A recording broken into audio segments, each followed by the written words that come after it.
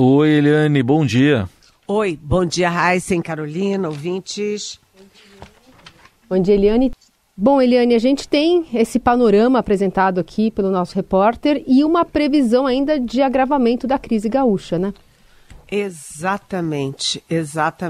Em vez de melhorar, a coisa está piorando. Por quê? Porque há previsão de temporais no sul do estado.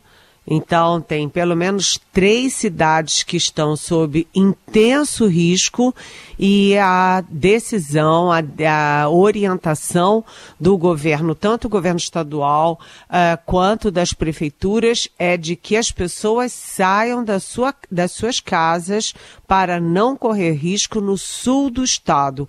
Então, as chuvas continuam, isso é agravado ainda pelo frio, né? Então, essa semana passou e a próxima semana vem aí com uma possibilidade não do recomeço, não de acalmar a situação, mas sim ainda de muita crise. Isso, claro, tem reflexo em vários setores da vida do Rio Grande do Sul e o governo federal está jogando toda a sua energia em cima disso, em cima do Rio Grande do Sul, né? O Lula já tinha cancelado a viagem que ele faria hoje ao Chile.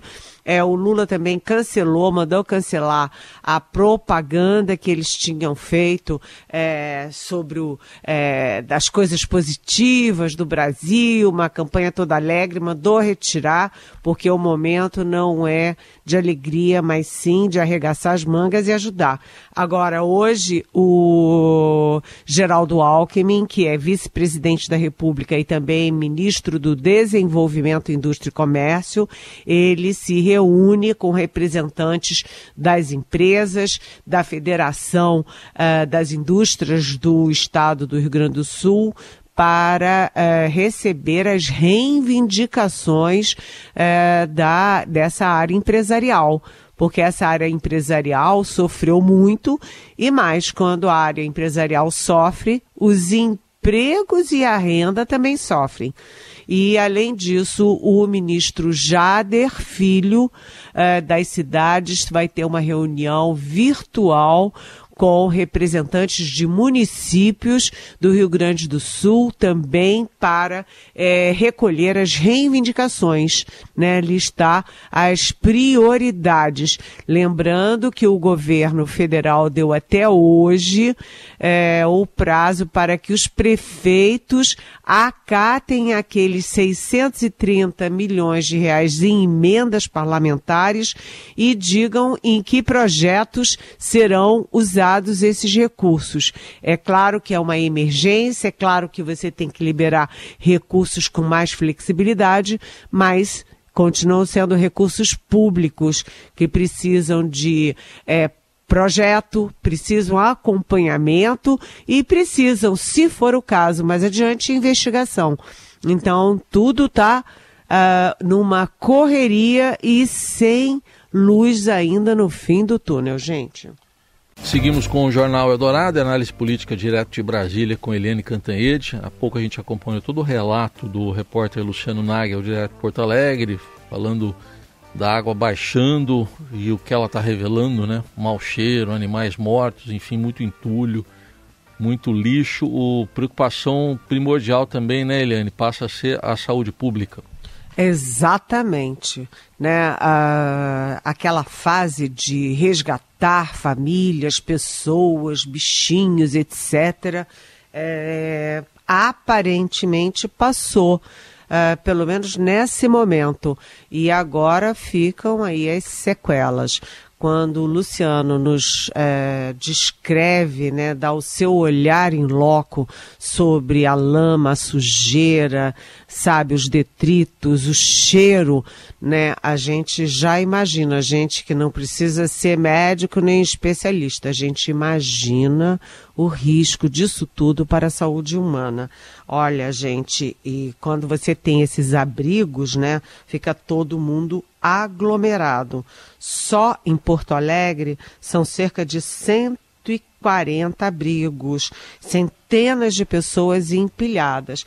Então, ontem eu conversei com um secretário importante do Ministério da Saúde, que é o doutor Adriano Massuda, que passou horas em Porto Alegre reunido tanto com a secretária de Saúde do Estado, a Arita Bergman, quanto com o secretário de Saúde de Porto Alegre, Fernando Ritter, né? E eles estão muito preocupados porque você tem as doenças da água, digamos assim, leptospirose, enfim, hepatite, essas coisas todas, e diarreia nas crianças. Você tem as doenças respiratórias graves, né? Vem frio, todo mundo com frio, todo mundo mal acomodado. Vem aí a doença, vem aí a questão das doenças respiratórias. Tem também a questão das doenças psicológicas e mentais. Então, há uma força-tarefa enorme. Segundo o doutor Massuda, né, o Ministério da Saúde já garantiu estoque de oxigênio, porque quando a Prefeitura de Porto Alegre alertou, o estoque acabaria em 2 dias. Né, o Saúde e o Exército Brasileiro garantiram aí o estoque suficiente para o primeiro momento de oxigênio. Né? Também você teve muitos almoxerifados que foram prejudicados, e isso significa de remédios, né? De insumos. Então que é preciso muito apoio de esparadrapo, de gaze, de soro fisiológico, água oxigenada, além de remédios. Então, o Ministério da Saúde enviou 100 kits. Cada kit desses tem 40 itens e cada kit desses atende 1.500 pessoas durante 30 dias. Né? Isso, portanto, atende 150 mil pessoas durante 30 dias. E aí já inclui também remédios como analgésicos, antibióticos, anti-inflamatórios. São os chamados primeiros socorros numa situação dessas.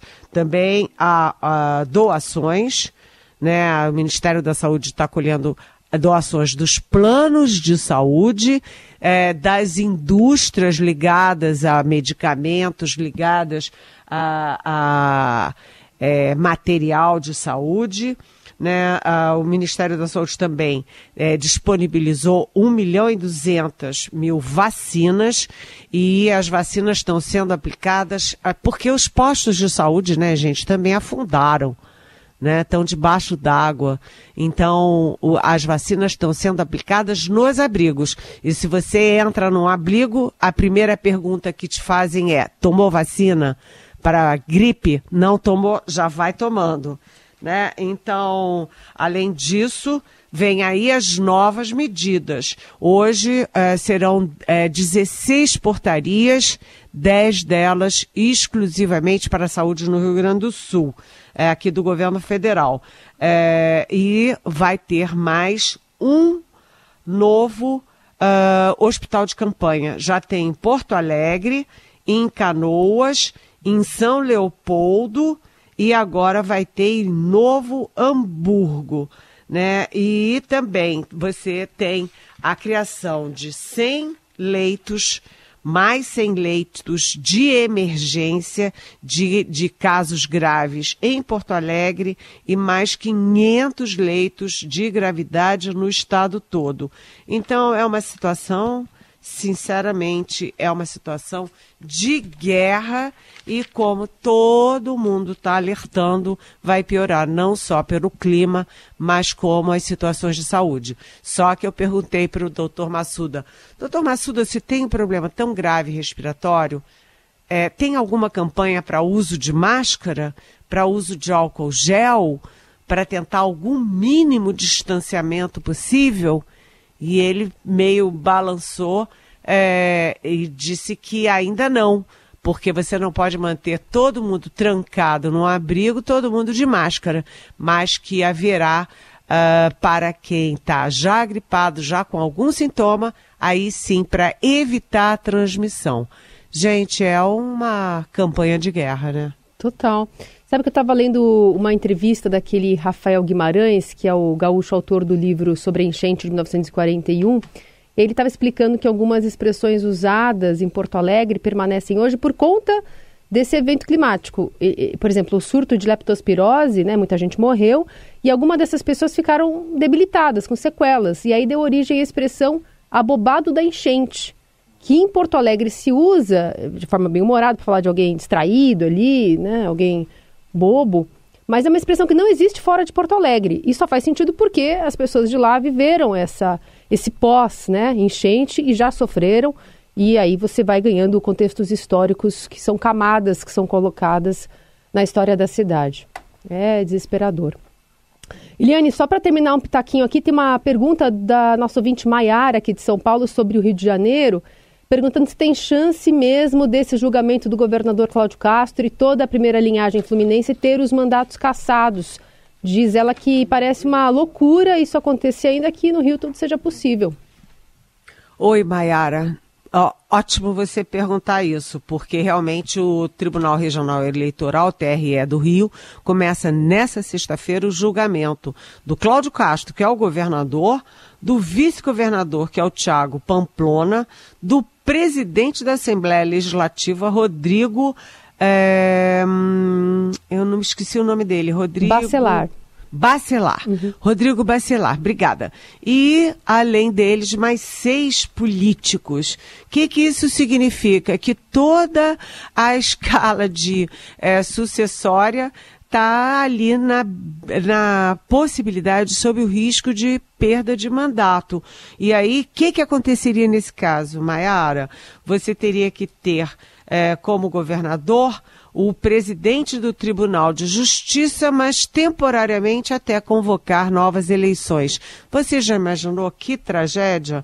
Agora, como você mesmo disse, né, tudo é possível no Rio de Janeiro, porque 6 governadores já tiveram problemas na justiça, 5 foram presos e o último governador, inclusive, o Wilson Witzel, caiu. Sim. Foi deposto, assim como os prefeitos também, um atrás do outro. Só para resumir, a acusação do Ministério Público Eleitoral é de que na campanha do governador, do vice, etc., foram criados 27 mil cargos fantasmas na CEPERJ, que é a companhia, me parece, de energia, e mais 18 mil cargos na UERJ, que é a Universidade Estadual, e com esses cargos fantasmas foram desviados 220 milhões para as campanhas.